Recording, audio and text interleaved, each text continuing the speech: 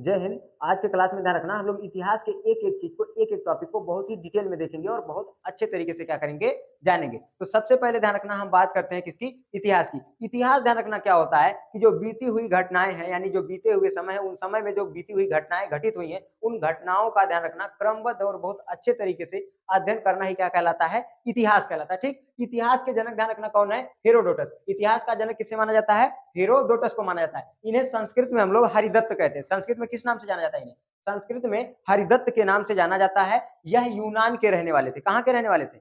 यह यूनान के रहने वाले थे। ध्यान रखना, यूनान, ये केवल यूनान का ही इतिहास लिखते थे और इसी वजह से यूनान वाले इन्हें फादर ऑफ हिस्ट्री कहने लगे, जिस वजह से आज इन्हें पूरी दुनिया में इतिहास के जनक के नाम से जाना जाता है। इन्होंने एक किताब लिखी थी, उस किताब का नाम था हिस्टोरिका। इन्होंने जो किताब लिखी थी, उस किताब का नाम क्या था? हिस्टोरिका था। जब इन्होंने हिस्टोरिका नामक किताब लिखी, तो उस हिस्टोरिका नामक किताब से ध्यान रखना, इतिहास की तो जानकारी मिलती ही थी, लेकिन उससे साथ-साथ थोड़ा-सा भौगोलिक जानकारियां भी मिलने लगी, ठीक? लेकिन ये जो हिस्टोरिका किताब थी, ये मूल रूप से किसकी किताब थी? इतिहास की किताब थी और लिखे कौन थे? हेरोडोटस लिखे थे। तो हेरोडोटस की किताब कौन थी? हिस्टोरिका हुई। कहाँ के रहने वाले थे? यूनान के। संस्कृत में इन्हें क्या कहा जाता है? हरिदत्त के नाम से हम लोग जानते हैं, ठीक? अब सबसे पहले बात करते हैं कि इतिहास को ध्यान रखना कितने भागों में बांटा गया, क्योंकि इतिहास इतना ज्यादा, इतने लंबे समय से इतिहास चला आ रहा है, तो इतने लंबे समय का अध्ययन अगर हम एक भाग में करने का प्रयास करेंगे तो कर नहीं पाएंगे। तो उसको ध्यान रखना, आने वाले समय में बहुत से लोग आए, बहुत से इतिहासकार आए, जिन्होंने इसको कई भागों में क्या कर दिया? बांट दिया। तो उन्होंने इतिहास को कई भाग में बांटे? 3 भाग में बांटे। सबसे पहले इतिहास को कितने भाग में बांटा गया? 3 भाग में बांटा गया। एक बांटा गया प्रागैतिहासिक, आद्य ऐतिहासिक और ऐतिहासिक। ये ध्यान रखना, लिखने और ना लिखने के आधार पर बांटा गया। ये जो इतिहास को 3 भागों में बांटा गया, ये लिखने और ना लिखने के आधार पे बांटा गया। आगे चल के हम आपको बताएंगे इसमें कि जो है एक जो है इतिहासकार और आए थे इसमें, जिन्होंने इसमें मिलने वाले उपकरणों के आधार पर इतिहास का क्या कर दिए थे? विभाजन कर दिए थे, ठीक? लेकिन यहाँ पे जो इतिहास है, ये लिखने और ना लिखने के आधार पे बांटा गया। तो सबसे पहले बात करते हैं किसकी?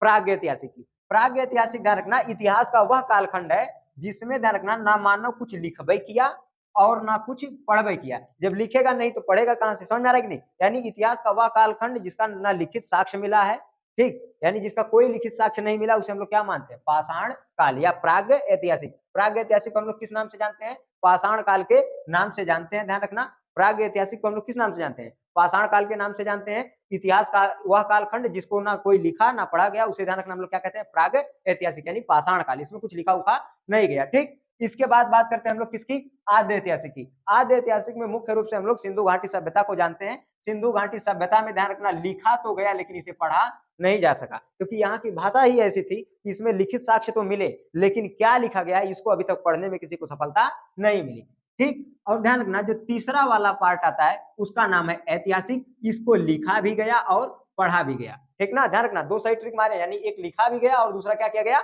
पढ़ा भी गया। तो जिसको लिखा और पढ़ा दोनों गया, उसे क्या कहते हैं? ऐतिहासिक। जिसे लिखा गया लेकिन पढ़ा नहीं जा सका, उसे आद्य ऐतिहासिक। जिसे ना लिखा गया ना पढ़ा गया, उसे क्या कहेंगे? जो है प्राग ऐतिहासिक, ठीक ना? कोई दिक्कत? समझ में आ गया? अब सबसे पहले बात करते, ध्यान रखना, जो प्राग ऐतिहासिक है, प्राग ऐतिहासिक को ये इतना बड़ा कालखंड था, ये बहुत बड़ा कालखंड था, ठीक? ये जो प्राग ऐतिहासिक का कालखंड था, ये इतना भयंकर और इतना विशाल कालखंड था कि कहने वाली बात नहीं, बहुत बड़ा कालखंड था। तो इसके अध्ययन के लिए इसे ध्यान रखना कई भागों में बांटा गया? इसे 3 भागों में बांटा गया, ठीक ना? ये ध्यान रखना, लगभग 25 लाख साल से लेकर के और चला था 3000 साल तक। जो प्राग ऐतिहासिक है, ये ध्यान रखना 25 लाख साल से लेकर 3000 साल तक चला था। हर किताब में ध्यान रखना, इसकी जानकारी अलग-अलग आपको मिलेगी। किसी किताब में आपको 5 लाख साल मिल जाएगा, किसी किताब में आपको ध्यान रखना 25 लाख साल मिल जाएगा, तो जो भी है एक एवरेज चीज़ हम लोग मान के चलते हैं। तो ध्यान रखना, ये जो इतिहास का प्राग ऐतिहासिक कालखंड था, ये कितना चला था? 25 लाख साल से लेकर 3000 साल तक चला था, तो बहुत बड़ा कालखंड था। तो इसलिए इसके अध्ययन के लिए इसे हम लोग क्या किए? कई भागों में बाँट दिए, ठीक? जिसमें ध्यान रखना, एक आता है पुरा पाषाण काल। क्या आता है? पुरा पाषाण काल। दूसरा ध्यान रखना मध्य पाषाण काल और तीसरा क्या आता है? नव पाषाण काल, ठीक? नंबर 1 क्या था? पुरा पाषाण काल, नंबर 2 मध्य पाषाण काल और नंबर 3 नव पाषाण काल। इसको कै भाग बाँट दिया गया? 3 भाग में, ठीक? और आद्य ऐतिहासिक में सिंधु घाटी सभ्यता आती थी, तो इसको किसी पार्ट में नहीं बांटा गया। लेकिन जो ऐतिहासिक था, ये भी ध्यान रखना, एक बहुत ही बड़ा इतिहास था, तो जिस वजह से इसके अध्ययन के लिए इसको कै भाग में बांटा गया? 4 भागों में बांटा गया। सबसे पहला ध्यान रखना क्या आता है इसमें? वैदिक काल आता है। वैदिक काल या वैदिक सभ्यता के विषय में हम लोग बात कर लेते हैं। इसके बाद ध्यान रखना, जिसमें वेदों की रचना की गई, उसे हम लोग क्या कहा गया? वैदिक काल कहा गया। अब इसमें ध्यान रखना, प्राचीन इतिहास आता है, जिसमें दक्षिण भारत का इतिहास आता है, उत्तर भारत का इतिहास आता है, फिर आता है भारत का आधुनिक इतिहास, इसमें किस तरह से अंग्रेजों ने भारत को गुलाम बनाया, कैसे उनसे आजादी मिली, ठीक है, इन सभी विषयों के बारे में पढ़ते हैं, इन चीजों के ऊपर। और इसके बाद आता है जो चौथा, वो आता है विश्व का इतिहास। ये जो विश्व का इतिहास आता है, इसमें हम लोग पूरे विश्व के इतिहास के विषय में जानते हैं, जैसे रूसी क्रांति हो गई, फ्रांसीसी क्रांति हो गई, किस तरह से रूस को आजादी मिली, फ्रांस को आजादी मिली, इन सभी विषयों के विषय में बारे में हम लोग क्या करते हैं, जानते हैं। जर्मनी का एकीकरण, इटली का एकीकरण, सारी चीजों के विषय में हम लोग क्या करते हैं, एक एक करके पूरे डिटेल से इसमें पढ़ते हैं। ठीक, तो ये हो गया, ध्यान रखना, ऐतिहासिक कालखंड। ठीक, अब हम बात करते हैं, ध्यान रखना, अपना पाषाण काल पर। ठीक, तो पाषाण काल को कितने भाग में बांट दिया गया था, 3 भाग में बांट दिया गया था। एक का नाम था पूरा पाषाण काल, एक का नाम था मध्य पाषाण काल, और एक का नाम था नव पाषाण काल। ठीक ना, एवरेज टाइम मान लेते हैं। एक बात ध्यान रखना, जो पूरा पाषाण काल था, यह 25 लाख से लेकर कहां तक, एल बना दे रहे हैं, एल का मतलब समझ जाना क्या है, 25 लाख। ये 25 लाख साल से लेकर के कितना चला था, ध्यान रखना, 10,000 साल तक चला था। इसके बाद मध्य पाषाण काल आया, और ये ध्यान रखना 10,000 साल से लेकर 5,000 साल तक चला। इसके बाद नव पाषाण काल आया, ये 5,000 साल से लेकर कहां तक चला था, 3,000 साल तक चला था। एक एवरेज टाइम है, हर किताब में इसके विषय में जानकारी अलग अलग मिलेगी, इसके ऊपर कोई बहुत ज्यादा उठवा नहीं करना है। ठीक, तो अब बात करते हैं किसकी, पूरा पाषाण काल की। इतिहास का देखो बहुत लंबा कालखंड कौन है, पूरा पाषाण काल। इस वजह से इसके अध्ययन के लिए इसको फिर से 3 भाग में बांट दिया गया। कितने भाग में बांट दिया गया, 3 भाग में बांट दिया गया। पहला भाग बांटा गया निम्न पूरा पाषाण काल, दूसरा बांटा गया मध्य पूरा पाषाण काल, और तीसरा किसमें बांट दिया गया, उच्च पूरा पाषाण काल में इसको बांट दिया गया। जो पूरा पाषाण काल है, पूरा पाषाण का जो सबसे पहला साक्ष्य मिला था, वो ध्यान रखना कब मिला था, सन 1863 ईस्वी में। कितने में मिला था, सन 1863 ईस्वी में रॉबर्ट ब्रूसफुट को मिला था। किसको मिला था, रॉबर्ट ब्रूसफुट को मिला था। दरअसल ये क्या कर रहे थे ना, कि मद्रास के पल्लवरन में जा रहे थे, तभी इनको ध्यान रखना, नीचे से क्या हुआ कि इनका पैर फंस गया, थोड़ा सा पत्थर निकला था, तो इनका क्या हो गया, उसी में पैर फंस गए, बदले गिर गए। बोले कहा से सुबह है, वो खोदने लगे, खोद के निकाले तो इनको पता चला ये तो कुल्हाड़ी है। समझ में आ रहा है कि नहीं, तो जब खोद के निकाले तो इनको क्या पता चला, कुल्हाड़ी है। तो ध्यान रखना, जो पूरा पाषाण काल का जो सबसे पहला, ध्यान रखना, जो साक्ष्य मिला था या सबसे पहला उपकरण मिला था, वो कहाँ मिला था, मद्रास के पल्लवरन में मिला था। मद्रास के पल्लवरन में मिला था। ठीक, और किस चीज का मिला था, कुल्हाड़ी मिली थी। क्या मिली थी, कुल्हाड़ी मिली थी। ठीक ना, तो इतिहास का जो सबसे पहला साक्ष्य मिला था, वो कहाँ मिला था, मद्रास के पल्लवरन में मिला था। क्या मिली थी, कुल्हाड़ी मिली थी। किसको मिली थी, रॉबर्ट ब्रूस फुट को। कब पाए थे, 1863 ईस्वी में। दरअसल क्या कर रहे थे, जा रहे थे बेचारे, और उसमें फंस के गिर गए, और उसको खोद के निकाले तो पता चला इनको क्या है, ये कुल्हाड़ी है। समझ में आ गया कि नहीं। तो इस वजह से ध्यान रखना, क्या हो गया, 1863 ईस्वी में जो है सबसे पहला पूरा पाषाण काल का साक्ष्य मिला, और वो कौन से साक्ष्य था, कुल्हाड़ी थी। ठीक, अब ध्यान रखना, हम बात करते हैं कि पूरा पाषाण काल को 3 भाग में बांट दिया गया। कौन कौन सा, निम्न पूरा पाषाण काल, मध्य पूरा पाषाण काल, और उच्च पूरा पाषाण काल। अब जो निम्न पूरा पाषाण काल था, इसमें ध्यान रखना, जो आदमी था ये पूरे तरीके से दलिद्र था। एकदम समझ लो कि जो कह दो, जैसे कि आज के समय में कोई जीव जानवर देख लो जो दलिद्र की तरह होते हैं, एकदम जैसे होते हैं, पूरे तरीके से समझ लेना कि मानो क्या था, एक तरीके से दलिद्र था। ये ध्यान रखना, खाना बदोश था। मानो इस समय कैसा रहता था, खाना बदोश था। ये बेचारा जो है क्या करता था, जो भी चीजें पाता था कच्चे उच्चे उठा के खा लेता था। कोई जानवर उनवर मारा, उसका मांस पकाता नहीं था, उसे कच्चा पकड़ के नोचना शुरू कर देता था। समझ में आ रहा है कि नहीं। ये ध्यान रखना, इस समय मानो क्या करता था, खाद्य संग्रह यानी ज्यादा से ज्यादा जानवरों को मार करके उनको एक जगह ले जाके क्या करते थे, कोई गुफा उफा होती थी, या पेड़ का खोखला तना होना होता था, तो उसके अंदर ले जाके क्या कर देते थे, टांग देते थे, और उसी में से नोच नोच के क्या करते थे, खाते थे। जैसे खाद्य संग्रह का मतलब आप समझ सकते हैं कि आज के भी समय में जो हम लोगों के यहाँ गेहूं दाया जाता है या धान होता है, इस सबको हम लोग क्या करते हैं, ये सबको हम लोग भर भर करके एक जगह स्टोर करके रख देते, ताकि आने वाले समय में धीरे धीरे हम लोग उनका क्या कर सके, उपयोग कर सके। तो उसी तरह से ये लोग भी क्या करते थे कि ज्यादा से ज्यादा जानवरों को मारते थे, उनका ज्यादा से ज्यादा जानवरों का शिकार करते थे, और फिर ध्यान रखना, जितना खाते बनता था उतना खाते थे, और उसके बाद जो बचता था उसको ले जाकर के एक जगह कहीं रख देते थे बाद में, ताकि भूख लगे तो उसको हम लोग क्या करें, खा सके। क्योंकि भूख लगने के बाद फिर हम शिकार करने थोड़ी जाएंगे, भूख लगने के बाद अगर शिकार करने जाएंगे तो क्या पता गायब हो गए, नहीं मिला शिकार, भूख के मारे निपल लिए। तो इसलिए ये लोग क्या करते थे, उस समय खाद्य संग्रह थे, खाने का संग्रह करते थे, और किस वेश में रहते थे, शिकारी की तरह रहते थे, शिकार करते थे। ठीक, और ध्यान रखना, इस समय जो ये शिकार करने के लिए औजार उपयोग में लाते थे, वो बहुत विशालकाय पत्थर थे। कैसे होते थे, विशालकाय पत्थर होते थे, विशालकाय पत्थर। ये बहुत बड़े बड़े पत्थरों का औजार के रूप में उपयोग करते थे। कि क्या करते थे दरअसल ना, कि कोई ध्यान रखना, देखते थे कि जानवरों का कोई झुंड है, तो उनको हाँक के लेके जाते थे, और ऊपर पहाड़ी के पास लेके जाते थे, जहां पहाड़ी पे पहले से ही ये बहुत बड़ा पत्थर टिका के रखते थे। और ध्यान रखना, ऊपर कुछ लोग रहते थे जो पत्थरों को ध्यान रखना हटाने का काम करते थे। बाकी नीचे एक लोग क्या करते थे, उसको हाँक करके लेके आते थे और जैसे ही ध्यान रखना जानवर उसके नीचे आते थे वैसे ही ये लोग ऊपर से पत्थर डगरा देते थे। अब बताओ उतना भीषण पत्थर गिरेगा तो सब पिदुला हो जाएगा कि नहीं? उतना भीषण पत्थर जब ऊपर से गिरता था तो नीचे जितने जानवर रहते थे सब क्या हो जाते थे, पिदुला हो जाते थे। उसके बाद घूम के पूरे मोहल्ले को न्योता देता था, चला हो फलाने खा लिया, जो है शिकार हो गया। इस तरह से सब क्या करते थे, शिकार करते थे और शिकार के रूप में बहुत बड़े बड़े पत्थरों का उपयोग भी ये लोग करते थे। तो इस तरह से क्या करने लगे, शिकार भी करते थे और फिर जो बचे हुए जानवरों का मांस होता था उनको स्टोर भी करते थे। तो इस वजह से ध्यान रखना खाद्य संग्राहक भी थे, खाना बदोश तो थे ही कि कच्चे मांस खाते थे, ठीक, ये शिकारी भी थे। ठीक, जो निम्न पूरा पाषाण काल था इसकी जो विशेष जानकारियां थी वो यही थी। इनमें इंसान जो था वो इन्हीं चीजों का उपयोग करता था। मानव कैसा रहता था, खाना बदोश रहता था, खाद्य संग्राहक था, शिकारी के रूप में रहता था, औजार के रूप में विशाल पत्थरों का उपयोग करता था। ठीक, और एक चीज और ध्यान रखना, इसमें यह ध्यान रखने की बात एक और है कि ध्यान रखना मानव इसमें अस्थाई नहीं था, अस्थाई था। जैसे कुछ दिन यहाँ पे रहा, शिकार मिला, जब तक तब तक खाया पिया, और जहाँ शिकार मिलना कम हो गया वहां इस जगह को छोड़ के पलायन कर जाते थे और वो दूसरी जगह पे चले जाते थे, वहां से शिकार करके अपना क्या करते थे, भरण पोषण करते थे। तो ये सारी चीजें इसमें क्या है, इंपॉर्टेंट है। अब इसमें दो चीज और इंपॉर्टेंट है, इसमें एक ध्यान रखना क्या मिला था, हैंड एक्स मिला था और एक चापर चापिंग पेबुल उपकरण मिला था। दो तरीके के उपकरण मिले थे, एक का नाम था हैंड एक्स और एक का नाम है चापर चापिंग पेबुल उपकरण। ठीक, तो अब ध्यान रखना ये जो हैंड एक्स था, ये हैंड एक्स कहाँ पाया गया था, यह मद्रास के अतिर पक्कम में पाया गया था। कहाँ पाया गया था, अतिर मद्रास के अतिर पक्कम, ठीक है, अतिर पक्कम, ठीक है।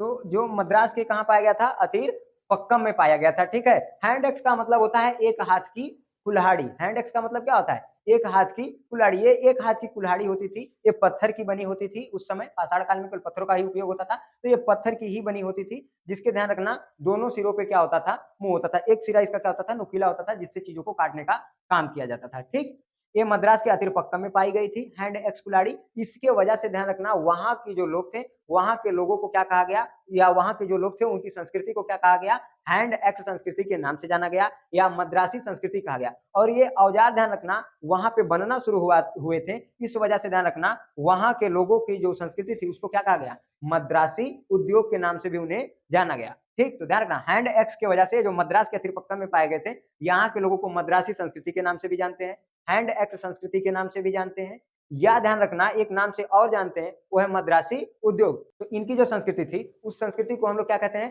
एस्यूलन संस्कृति के नाम से भी जानते हैं। अब ध्यान रखना बात करते हैं दूसरा किसकी, चापर चापिंग एवं पेबुल उपकरण की। ठीक, तो ध्यान रखना जो चापर चापिंग एवं पेबुल उपकरण था, ये भी ध्यान रखना पेड़ को काटने के काम में आता था, जानवरों का शिकार करने के काम में आता था। ठीक, ये कहाँ मिला था, ध्यान रखना पाकिस्तान के पंजाब के ध्यान रखना सोहन नदी के घाटी में पाया गया था। ठीक ना, जो सोहन घाटी नदी है उसी नदी में क्या किया गया था, पाया गया था। ये पूरे तरीके से गोल प्रकार का क्या होता था, उपकरण होता था, जिससे क्या किया जाता था, पेड़ों को या तो तोड़ने का काम किया जाता था या तो जानवरों को मारने का काम किया जाता था। ठीक है, यानी शिकार उकार करने में सब तरह से क्या था, सहायक होता था यह उपकरण। ठीक, ये कहाँ पाया गया था, ध्यान रखना पाकिस्तान के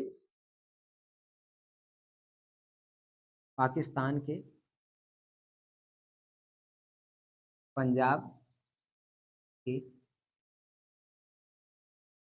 सोहन नदी घाटी में।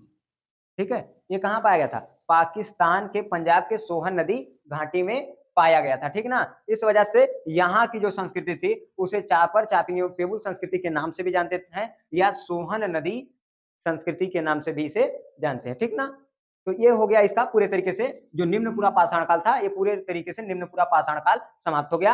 अब हम बात करते हैं किसकी, मध्यपुरा पाषाण काल की। अब ध्यान रखना जो मध्यपुरा पाषाण काल है, ये मध्यपुरा पाषाण काल में ध्यान रखना क्या था, मध्यपुरा पाषाण काल में दो तरह के औजारों का उपयोग किया जाता था। एक होता था स्क्रेपर जिसे खुरचनी कहते हैं, एक होता था बेधक एवं बेधनिया। स्क्रेपर ध्यान रखना यहाँ पे आपको स्क्रेपर का चित्र दिख रहा होगा, इस तरह से होता था, लेकिन ये पत्थर का होता था। इसके दोनों सिरा जो होते थे पूरे तरीके से चिकने होते थे, यानी सपाट होते थे, दोनों तरफ से क्या होते थे, चिकने किए गए रहते थे घिस के। इसके जो फलक होते थे इनको क्या किया गया था, पूरे तरीके से, यानी कि जो ए फलक है, ए फलक है, तो पूरे तरीके से पत्थरों से घिस करके क्या कर दिया जाता था, चिकना कर दिया जाता था, जिस वजह से इन्हें किसी भी जगह पे इजीली क्या किया जाता था, खुरुचने का काम कर दिया जाता था। यानी खुरुचने के लिए जैसे कुछ भी गिर गया उसको ऐसे खुरुच दो, खुरुच के साफ कर दो, तो उसके लिए इसका क्या किया जाता था, उपयोग किया जाता था। तो स्क्रेपर को हम लोग क्या कहते थे, खुरुचनी के नाम से जानते हैं। ठीक, दूसरा ध्यान रखना क्या होता था, बेधक होता था। बेधक या बेधनिया होता था। इसका उपयोग ध्यान रखना गड्ढा खोदने के लिए किया जाता था। ये इसका एक सिरा क्या होता था, नुकीला होता था, जिस वजह जैसे आज के समय में हम लोग क्या करते हैं, खुरपा का उपयोग करते हैं।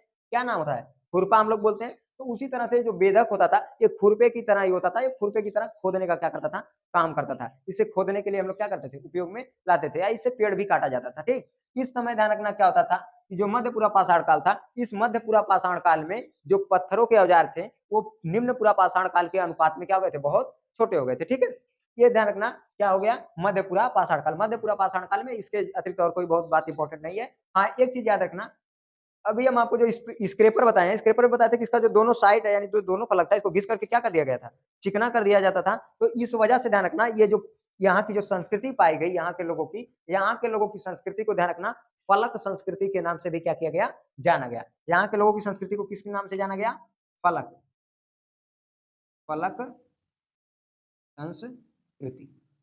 ठीक ना, तो यहाँ के लोगों की जो संस्कृति थी, उस संस्कृति को हम लोग किस नाम से जानते हैं, फलक संस्कृति के नाम से भी जानते हैं। अब ध्यान रखना, एक बार हम सारी चीजों को फिर से क्या कर लेते हैं, रिवाइज कर लेते हैं।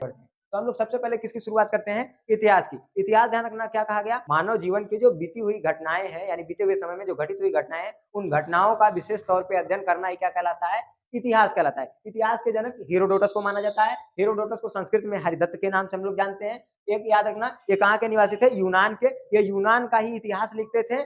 ये कहाँ का इतिहास लिखते थे, यूनान का इतिहास लिखते थे, जिस वजह से यूनान वाले इन्हें क्या कहने लगे, इतिहास का जनक मानने लगे। और इसी के कारण आज पूरी दुनिया इन्हें क्या करती है, इतिहास का जनक मानती है। ठीक, इन्होंने एक किताब लिखी जिसका नाम था हिस्टोरिका। हिस्टोरिका इतिहास से संबंधित किताब थी, लेकिन इसे ध्यान रखना जियोग्राफिकल जानकारियां भी मिलती, यानी भौगोलिक जानकारियां भी थोड़ा बहुत मिलती हैं। ठीक, अब बात करते हैं किसकी, इतिहास की। इतिहास को लिखने और ना लिखने के आधार पर कितने भागों में बांट दिया गया, 3 भागों में बांट दिया गया। पहला प्रागैतिहासिक, दूसरा आद्य ऐतिहासिक, तीसरा ऐतिहासिक। प्रागैतिहासिक को पाषाण काल कहा गया, आद्य ऐतिहासिक को सिंधु सभ्यता के नाम से जाना गया, और ध्यान रखना ऐतिहासिक को आधुनिक इतिहास के नाम से जाना गया। ठीक, प्रागैतिहासिक ध्यान रखना इतिहास का वह कालखंड जिसे ना लिखा गया ना पढ़ा गया, उसे प्रागैतिहासिक कहते हैं। आद्य ऐतिहासिक ध्यान रखना इतिहास का वह कालखंड जिसे ध्यान रखना लिखा तो गया लेकिन पढ़ा ही नहीं गया कि क्या लिखा है, उसे हम क्या कहेंगे, आद्य ऐतिहासिक। और ध्यान रखना इतिहास का वह कालखंड जिसे लिखा भी गया और पढ़ा भी गया, उसे हम लोग क्या कहते हैं, ऐतिहासिक के नाम से जानते हैं। ठीक, अब बात करते हैं हम लोग किसकी,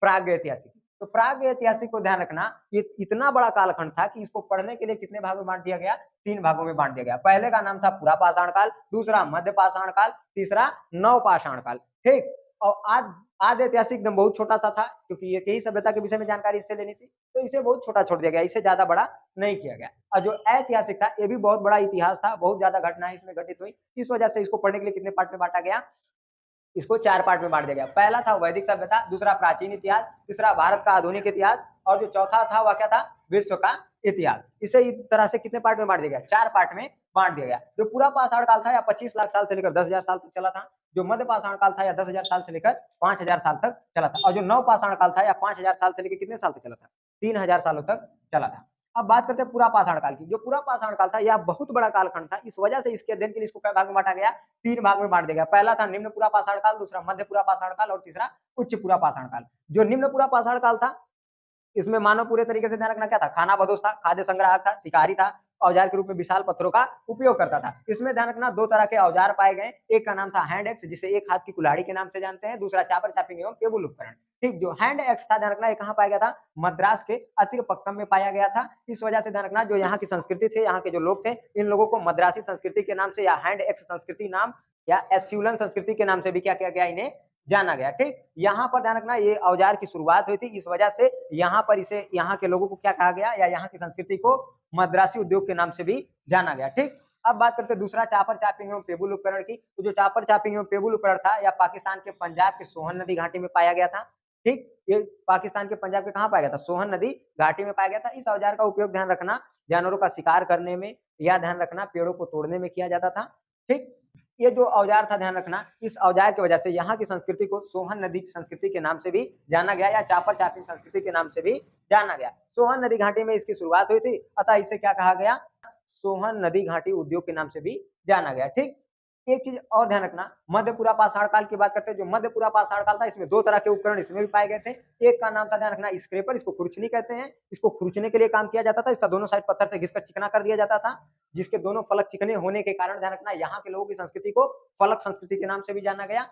दूसरा होता था बेधक, बेधक खुरपा की तरह काम करता था, जिससे मिट्टियों को क्या किया जाता था, खोदा जाता था, गढ़ा किया जाता था। यह ध्यान रखना, बेधक की वजह से प्रहार करके थोड़ा थोड़ा करके धीरे धीरे पत्थरों पेड़ों की डालियों को क्या किया जाता था, काट दिया जाता था। ठीक, एक बात और याद रखना, जो पूरा पाषाण काल था, पूरा पाषाण काल का जो सबसे पहला साक्ष्य मिला था, वो ध्यान रखना रॉबर्ट ब्रूस फुट को मिला था 1863 ईस्वी में, मद्रास के पल्लवरन में मिला था। वो क्या मिली थी, कुल्हाड़ी मिली थी। जैसे हैंड एक्स उपकरण मिला था ना, वही चीज ध्यान रखना यहाँ पर भी मिली थी, हैंड एक्स ही मिला था। क्या था, ये एक कुल्हाड़ी थी। ठीक, कोई दिक्कत नहीं है, ये चीज सब आपको अच्छे तरीके से समझ में आ गई होगी। अब ये ध्यान रखना, जो उच्च पूरा पाषाण काल है, इसके विषय में आगे की चीजों को हम लोग अगले क्लास में देखेंगे। तो आशा करते हैं कि जितनी भी चीजों को आपको आज की क्लास में बताए होंगे, सारी चीजें आपको अच्छे तरीके से समझ में आई होंगी। एक चीज और ध्यान रखना, अगर क्लास आपको अच्छा लगे तो प्लीज आप सपोर्ट बनाए रखिए। मिलेंगे नेक्स्ट वीडियो में, तब तक के लिए जय हिंद।